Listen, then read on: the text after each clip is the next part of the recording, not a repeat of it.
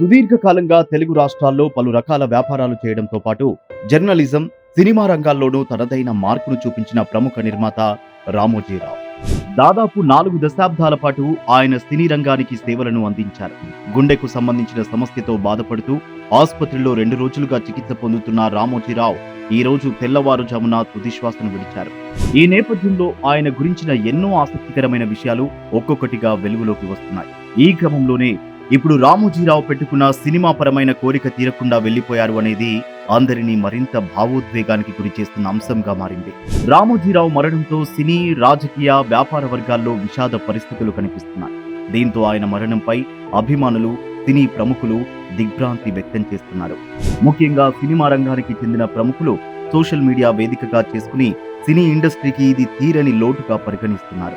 సాధారణ వ్యాపారవేత్తగా ప్రయాణాన్ని మొదలుపెట్టిన రామోజీరావు సినిమాల్లో కూడా ఒక పెను సంచలనం.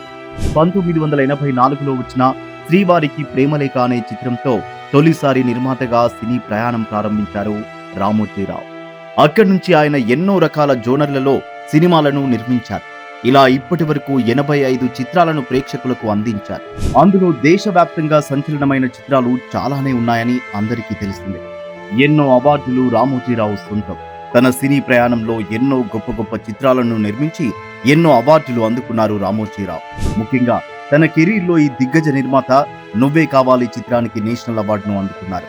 అలాగే 4 ఫిల్మ్ఫేర్స్, 5 నంది అవార్డులను సైతం సొంతం చేసుకున్నారు.